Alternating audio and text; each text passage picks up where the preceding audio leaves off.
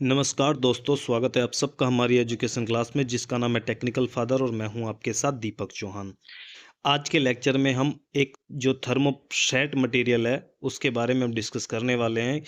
एक आपने सुना होगा कि जो भी प्लास्टिक होते हैं उन्हें दो पार्ट्स में हम डिवाइड करते हैं। एक होता है थर्मोप्लास्टिक मटेरियल और दूसरा होता है थर्मोसेट मटेरियल। जो थर्मोप्लास्टिक मटेरियल था उसके बारे में लगभग आप लोग जानते ही होंगे और मैंने कई लेक्चर में थर्मोप्लास्टिक जो मटेरियल है उसके बारे में डिस्कस किया हुआ है ऑलरेडी। अगर आप लोगों ने वो वीडियो नहीं देखी है तो प्लीज़ जो टेक्निकल फादर चैनल की प्लेलिस्ट है आप वहाँ पर जाकर उन्हें देख सकते हो, ताकि आज वाला जो लेक्चर है या फिर जितने भी लेक्चर हमारे आएंगे उनसे आप उन्हें कोरिलेट कर सको। तो थोड़ा-सा मैं ब्रीफ कर देता हूँ दोनों के बारे में। जो थर्मोप्लास्टिक मटेरियल होता है, जब हम उसे गर्म करते हैं तो वो सॉफ्ट हो जाता है। उसके बाद में जब हम उसे ठंडा करते हैं, कूल करते हैं तो वो फिर से क्या हो जाता है, सॉलिड फॉर्म में कन्वर्ट हो जाता है। फिर से अगर हम उसे गर्म करना चाहेंगे तो वो फिर से सॉफ्ट हो जाएगा और ये जो साइकिल है वो निरंतर चलती रहती है या फिर इससे रिसाइक्लिंग आसानी से किया जा सकता है। जब हम बात करते हैं थर्मोसेट की, तो हम थर्मोसेट को आज डिस्कस करने वाले हैं कि थर्मोसेट में थर्मोप्लास्टिक से अलग क्या कुछ होता है। तो सबसे पहले हम डेफिनेशन देख लेते हैं थर्मोप्लास्टिक की, थर्मोसेट की। थर्मोसेट प्लास्टिक उन पॉलीमर का समूह है जो एक बार ढालने और ठोस होने के बाद स्थायी रूप से कठोर हो जाते हैं। यानी कि आप इनका यूज़ सिर्फ एक बार ही कर सकते हो।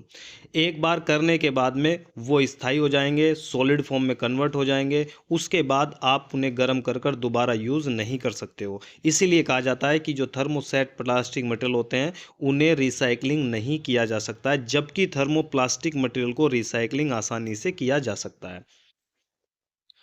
इनका रासायनिक ढांचा या फिर मैं बोलूँ इनकी जो स्ट्रक्चर होती है वो क्रॉस लिंकिंग होती है। अगर मैं बात करता हूँ कि जो थर्मोप्लास्टिक होते हैं उनकी जो पॉलीमर की स्ट्रक्चर होती है वो या तो लीनियर होती है या फिर ब्रांच चेन पॉलीमर होती है। ठीक है, मैं यहाँ पर दिखा देता हूँ आपको। जब मैं थर्मोप्लास्टिक की बात करता हूँ तो यहाँ पे एक लीनियर चैन पॉलीमर है, ये लीनियर है। इसकी जो स्ट्रक्चर होती है थर्मोप्लास्टिक की वो या तो लीनियर होगी या फिर ब्रांच होगी। जब थर्मोसेट की बात की जाती है तो उसकी जो स्ट्रक्चर होती है वो क्रॉस लिंकिंग होती है या क्रॉस लिंक्ड होती है। 3D नेटवर्क जो स्ट्रक्चर है ये फॉर्म करते हैं, जिसके कारण इन्हें दोबारा रिसाइकलिंग करना आसान नहीं होता है या फिर इन्हें कर ही नहीं सकते हैं। यही कारण होता है। इनकी रासायनिक ढांचा या केमिकल जो स्ट्रक्चर होती है क्रॉस लिंकिंग द्वारा स्थिर हो जाता है, जिससे यह उच्च तापमान और दबाव पर भी अपनी संरचना बनाए रखते हैं।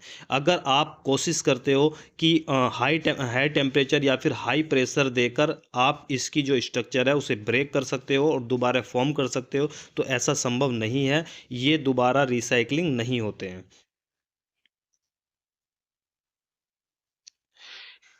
Properties of thermoplastic material.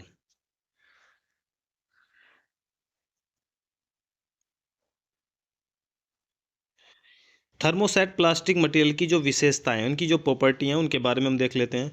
Cross linking structure, इसमें पॉलीमर चैन आपस में क्रॉस लिंकिंग होकर एक कठोर और स्थिर संरचना बनाती है, हार्ड और रिजिड। ठीक है।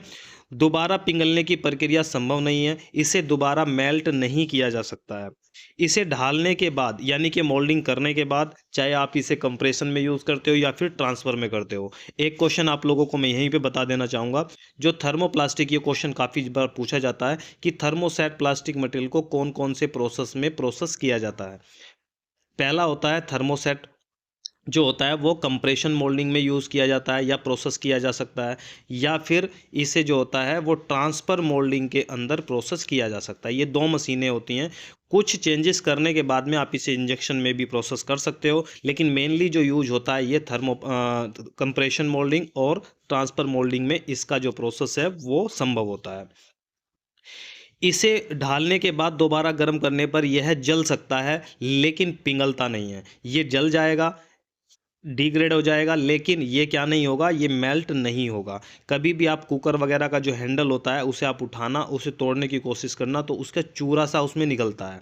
लेकिन जब आप थर्मोप्लास्टिक मटेरियल को तोड़ते हो तो वो मुड़ जाता है, टूट जाता है, लेकिन चूरा जैसा उसमें कुछ भी नहीं मिलता है। थर्मोसेट में क्या होता है, वो डिग्रेड हो जाता है, और वो चूरा सा बन जाता है, लेकिन वो दोबारा मेल्ट फॉर्म में कन्वर्ट नहीं होता है। उच्च तापमान सहनशीलता, यह गर्मी और दबाव को अच्छी तरीके से सहन कर सकता है, यानी कि इसे हाई टेम्परेचर पर भी आप यूज़ कर सकते हो। आप लोगों ने देखा होगा कि जो फ्राई पैन होते हैं उसमें जो नीचे की तरफ एक परत होती है ब्लैक से कलर की, या फिर आप कुकर का हैंडल देख सकते हो जिसमें क्या है वो हाई टेम्परेचर पे काम करता है लेकिन मेल्ट नहीं होता है, वो एक अच्छे तरीके से वर्क करता है। रासायनिक प्रतिरोध, यानी कि जो केमिकल इसकी रेजिस्टेंस होती है। थर्मोसेट प्लास्टिक रसायनों या केमिकल जंग और नमी के प्रति प्रतिरोधी होते हैं, यानी कि ना इन पे जंग लगता है, ना किसी भी मॉइस्चर का कोई इफेक्ट इनके ऊपर पड़ता है, और ना ही किसी केमिकल का इफेक्ट इनके ऊपर पड़ता है।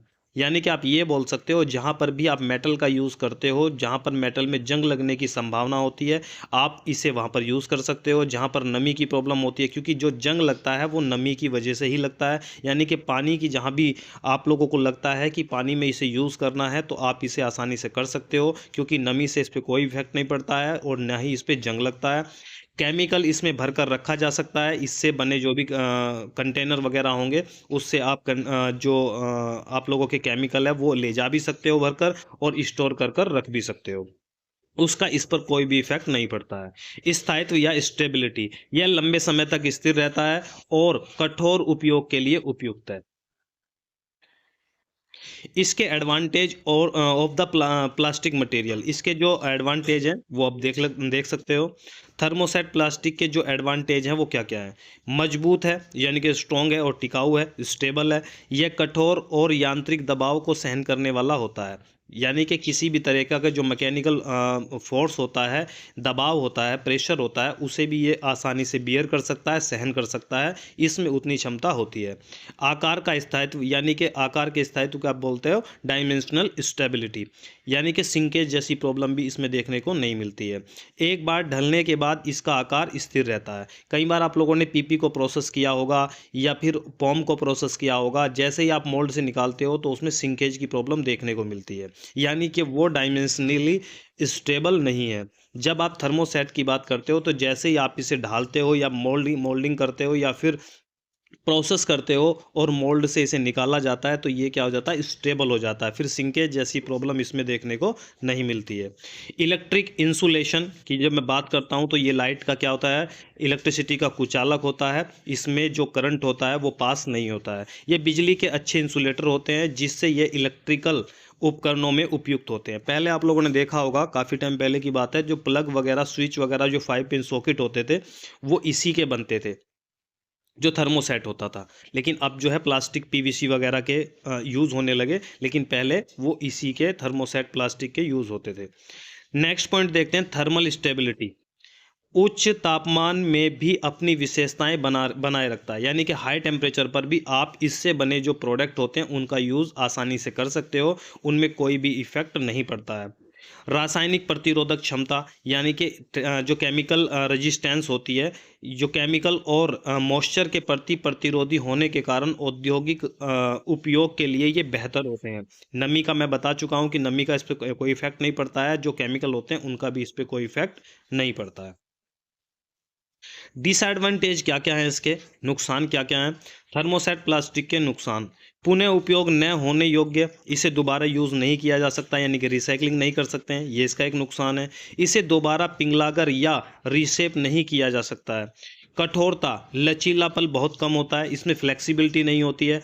जिसमें फ्लेक्सिबिलिटी नहीं होगी इसका मतलब उसकी जो इम्पैक्ट स्ट्रेंथ होगी वो कम होगी। अचानक जो किसी भी तरह का फोर्स लगता है, बाह्य दबाव कुछ भी बल लगता है तो वो आसानी से टूट भी सकता है अगर उसके अंदर फ्लेक्सिबिलिटी नहीं है। जैसे हमने क्या देखा था, एबीएस देखा था, तो एबीएस में क्या किया था, ब्यूटाडाइन मिलाया गया था इसकी इम्पैक्ट क्षमता को बढ़ाने के लिए। ब्यूटाडाइन एक रबड़ होती है जो फ्लेक्सिबिलिटी को बढ़ा देती है, अगर अचानक बाहर से कोई भी झटका अचानक लगता है तो उस लोड को ये ब्यूटाडाइन सहन करने की क्षमता रखती है, जिससे आसानी से ये टूट जाता है। रिसाइकलिंग कठिन, इसकी क्रॉस लिंकिंग जो बॉन्डिंग होती है, जो स्ट्रक्चर होती है, 3D नेटवर्क ये बनाता है, इसकी स्ट्रक्चर जो होती है उसके कारण इसे रिसाइकलिंग करना मुश्किल होता है। प्रोसेसिंग जटिल, इसे बनाते समय तापमान और दबाव का सही नियंत्रण आवश्यक होता है, यानी कि इसे प्रोसेस करना भी इतना आसान नहीं होता है। दूसरी चीज़ मैं आप लोगों को बता देता हूँ, जो थर्मोप्लास्टिक मटेरियल होता है वो मेल्ट होता है, पिघलता है, लेकिन ये डिफ्यूज़ होता है।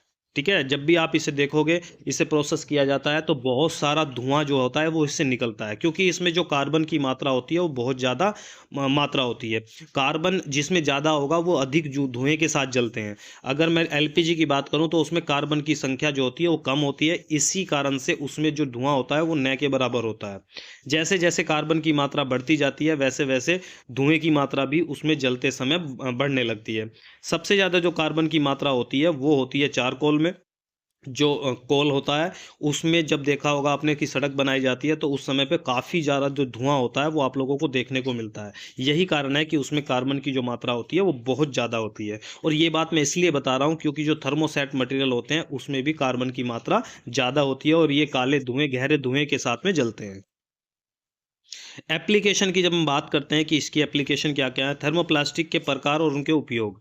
बेकेलाइट, बेकेलाइट इसे हम फिनोल फॉर्मेल्डिहाइड भी बोलते हैं। इसके उपयोग क्या-क्या है, इलेक्ट्रिक स्विच इसके बनाए जाते हैं, प्लग बनाए जाते हैं और इंसुलेटर भी इसी से बनाए जाते हैं। जब हम मेलामाइन की बात करते हैं तो मेलामाइन किचनवेयर, आजकल आप लोगों ने देखा होगा कि मेलामाइन की जो प्लेट वगैरह हैं, कटोरी हैं, वो बहुत ज़्यादा ट्रेंड में है। तो जो बनती है वो मेलामाइन से बनती है। लैमिनेट्स और फ्लेम रिटार्डेंट उत्पाद जो होते हैं वो सभी किससे बनते हैं, मेलामाइन जो होता है इसे बोलते हैं मेलामाइन फॉर्मेल्डिहाइड। पॉलीएस्टर रेजिन जो होता है उससे फाइबर ग्लास, बोट और ऑटोमोबाइल्स की जो बॉडी होती है वो किससे बनती है, पॉलीएस्टर रेजिन से बनती है। इपॉक्सी तो आपने सुना ही होगा। इपॉक्सी के उपयोग चिपकाने वाले पदार्थ, आप लोगों ने देखा है कि आपके जो छत है, अगर उसमें कुछ भी ऐसी कोई दरार है जिससे पानी नीचे टपक रहा है तो आप इपॉक्सी का उस पे क्या कर देते हो, कोटिंग कर देते हो, तो पानी वहाँ से रुक जाता है। तो इपॉक्सी के पेंट में भी इपॉक्सी का यूज होता है, चिपकाने के लिए भी इसका ये पदार्थ काम करता है, और कोटिंग वगैरह में भी इपॉक्सी का बहुत ज़्यादा यूज़ किया जाता है। एक क्वेश्चन पूछा जाता है कि जितने भी थर्मोप्लास्टिक मटेरियल होते हैं, थर्मोसेट मटेरियल होते हैं, उनमें से इपॉक्सी जो होता है वो किस फॉर्म में पाया जाता है। तो जो इपॉक्सी होता है वो लिक्विड की फॉर्म में मिलता है, इसे आप लोगों को याद रखना है, कई बार इंटरव्यू में पूछा जाता है। यूरेथीन, इसे बोलते हैं पॉलीयूरेथीन। पॉलीयूरेथीन का जो यूज होता है वो गद्दे, इंसुलेशन पैनल्स, थर्मोसेट प्लास्टिक और प्लास्टिक के अंतर अब हम लोग देख लेते हैं। सबसे पहले इंपॉर्टेंस देख लेते हैं। Importance of thermoplastic material. Thermoset plastic का जो महत्व, थर्मोसेट प्लास्टिक का उपयोग उन क्षेत्रों में होता है जहां मजबूती, तापमान प्रतिरोध और स्थायित्व आवश्यकता हो। यह विशेष रूप से औद्योगिक और इंजीनियरिंग अनुप्रयोगों के लिए आदर्श है।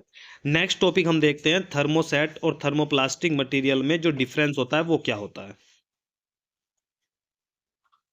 थर्मोप्लास्टिक और थर्मोसेट में जो डिफरेंस है वो हम देख लेते हैं। सबसे पहले आप देख सकते हो थर्मोप्लास्टिक है, और दूसरी तरफ थर्मोसेटिक प्लास्टिक जो पॉलीमर है वो आप देख सकते हो। पहला होता है सॉफ्टन और हीटिंग, इसे आप गर्म करने पर ये सॉफ्ट हो जाता है और इसे आप मेल्ट फॉर्म में कन्वर्ट कर सकते हो। Do not soften on heating, गर्म करने पर ये सॉफ्ट नहीं होता है, सॉफ्ट हो सकता है लेकिन फिर जो है दोबारा इसे सॉफ्ट नहीं किया जा सकता है। ये लॉन्ग चेन पॉलीमर होते हैं, ये इनकी जो स्ट्रक्चर होती है थर्मोसेट की वो 3D स्ट्रक्चर होती है। इसे जो बनाया जाता है बाय एडिशन पॉलीमराइजेशन के द्वारा, ये जो बनते हैं थर्मोप्लास्टिक ये एडिशन पॉलीमराइजेशन के द्वारा बनते हैं। लेकिन जब हम बात करते हैं थर्मोसेट की तो ये कंडेंसेशन रिएक्शन के द्वारा बनते हैं। दो तरह की रिएक्शन हम देख लेते हैं। एक तो होती है आप लोगों की एडिशन रिएक्शन, एडिशन पॉलीमराइजेशन, दूसरी होती है आप लोगों की condensation polymerisation.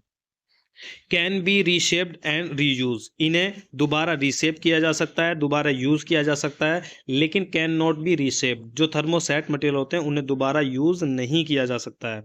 Soft, weak and less brittle, ये क्या होते हैं, ब्रिटल, इनकी जो ब्रिटल होती है वो ब्रिटलनेस होती है वो बहुत इनमें कम होती है, और जो है कमजोर भी बहुत ज़्यादा नहीं होते। लेकिन अगर हम बात करते हैं ये बहुत ज़्यादा हार्ड होते हैं एंड स्ट्रॉन्ग होते हैं। कौन से, thermoset plastic material. Soluble in organic solvent, ये क्या होते हैं, जितने भी ऑर्गेनिक सोलवेंट है ये उनमें डिजोल्व हो जाते हैं, सोल्यूबल होते हैं, घुल जाते हैं। ये क्या होते हैं, इनसोल्यूबल इन ऑर्गेनिक सोलवेंट, जितने भी ऑर्गेनिक सोलवेंट हैं थर्मोसेट उनमें डिजोल्व नहीं होते हैं, घुलते नहीं हैं। रिक्लेम्ड फॉर वेस्टेज, ठीक है। इनकी बात करते हैं हम, कैन नॉट बी रिक्लेम्ड, इन्हें दोबारा आप यूज में नहीं ला सकते हो वेस्टेज से, लेकिन इन्हें आप यूज में ला सकते हो वेस्टेज से, ठीक है। ये आज का लेक्चर था। अगर लेक्चर आप लोगों को पसंद आया तो वीडियो को लाइक करें और दोस्तों को शेयर जरूर कर दें। और अगर आप चैनल पर नए हो तो चैनल को सब्सक्राइब जरूर कर लें, ताकि आने वाले जितने भी लेक्चर हमारे होंगे उनकी जो नोटिफिकेशन है आप लोगों को टाइम टू टाइम मिलती रहे। तो आज के लिए इतना ही, मिलते हैं नेक्स्ट लेक्चर में। जब तक के लिए दीजिए में इजाजत। जय हिंद, जय भारत।